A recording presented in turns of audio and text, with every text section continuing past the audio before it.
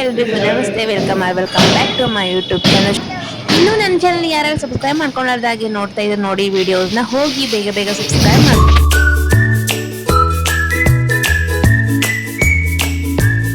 ಇವತ್ತು ಹುಣ್ಣಿಮೆ ಹಾಗೆ ಗುರು ಪೌರ್ಣಿಮೆ ಇರೋದ್ರಿಂದ ಇವತ್ತು ಬೆಳಗ್ಗೆ ಬೇಗ ಎದ್ದು ಮನೇಲೆಲ್ಲ ಕೆಲಸ ಮುಗಿಸ್ಕೊಂಡು ಪೂಜೆ ಎಲ್ಲ ಮುಗಿಸ್ಕೊಂಡು ನಾವು ಇವಾಗ ಹೊರಟಿದ್ದು ಶ್ರೀ ರಾಘವೇಂದ್ರ ಸ್ವಾಮಿ ಮಠಕ್ಕೆ. ಮನೆ ಹತ್ರ ಇರುವಂತ ರಾಯರ ಮಠಕ್ಕೆ ಹೋದ್ವಿ. ಹಾಗೆ ಗುರುಗಳ ದರ್ಶನ ಪಡ್ಕೊಳ್ಬೇಕು ಅಂತ ಹೇಳ್ಬಿಟ್ಟು ದರ್ಶನ ಸಹ ಪಡ್ಕೊಂಡು ನೋಡ್ತಾ ಇದ್ರಲ್ಲ, ತುಂಬಾನೇ ಕ್ರೌಡ್. ಮಾಡು ಬಗ್ಗಿಸ ಮಾಡಮ್ಮ, ಬಗ್ಸ ಮಾಡು, ಅಲ್ಲಿ ಮಾಡು, ಅಲ್ಲಿ ಬಗ್ಗು ಬಗ್ಗು ಬಗ್ಗು.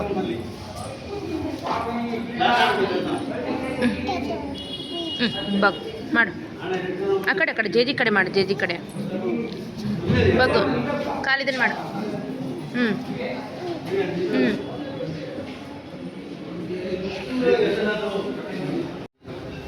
ನೋಡ್ತಾ ಇದ್ದೀರಲ್ಲ, ರಾಘವೇಂದ್ರ ಸ್ವಾಮಿ ಮಠ ತುಂಬಾನೇ ಕ್ರೌಡ್ ಇತ್ತು. ಇವತ್ತು ಅಷ್ಟೇ ಅಲ್ಲ, ಇವತ್ತು ಗುರು ಪೌರ್ಣಿಮೆ ಇದೆ, ತುಂಬಾ ರಶ್ ಇದೆ ಅಂತ ಏನಿಲ್ಲ.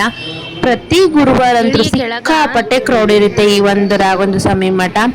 ನಮ್ಮ ಪಾಪುನ ಎಲ್ಲಿಗಾದ್ರೂ ಆಚೆ ಕರ್ಕೊಂಡು ಹೋಗ್ತೀವಿ ಅಂದ್ರೆ ಸಾಕು, ನಮ್ ಕಂಟ್ರೋಲ್ಗೆ ಸಿಗೋದಿಲ್ಲ, ಅಷ್ಟು ಇವನ್ ಇದನ್ನ ಮಾಡಿ.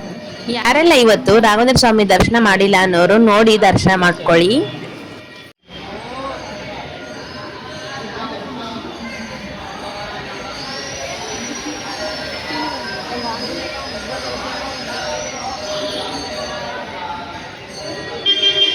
ಇಲ್ಲಿ ಬೆಳಗ್ಗೆನೆ ಹೋಮ ಮಾಡ್ತಾ ಇದ್ರು.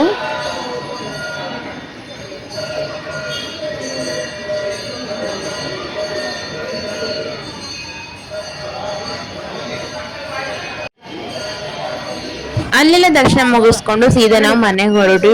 ಮನೆಗೆ ಬರ್ತಿದ್ದಂಗೆ ಅಲ್ಲಿ ಯಾವ್ದೋ ಒಂದು ಚಿಕ್ಕದು ಬೆಕ್ಕಿನ ಮರಿ ಇತ್ತು. ನಮ್ಮ ಪಾಪ ಅಂತೂ ಬಿಡ್ತಾನೆ ಇಲ್ಲ, ಅದನ್ನ ಎತ್ಕೊಂಡ್ ಬರೋವರೆಗೂ ಬಿಡ್ಲೇ ಇಲ್ಲ. ಆ ಬೆಕ್ಕಿನ ಮರಿ ಕಚ್ಚಕ್ಕೆ ಬಂದ್ಬಿಡುತ್ತೆ ಅಂತ ನಮಗ್ ಭಯ. ಆಲ್ರೆಡಿ ಒಂದ್ಸಲ ಅವ್ರ ಪಾಪನ ಕೈ ಕಚ್ಬಿಟ್ಟಿತ್ತು. ಹಾಗಾಗಿ ನಾವು ಇವನಿಗೆ ಬೇಡ ಬೇಡ ಅಂದ್ರೂ ಕೇಳ್ತಾನೆ ಇಲ್ಲ, ಹಿಡ್ಕೊಳಕ್ಕೆ ಹೋಗ್ತಿದ್ದಾನೆ ನೋಡಿ.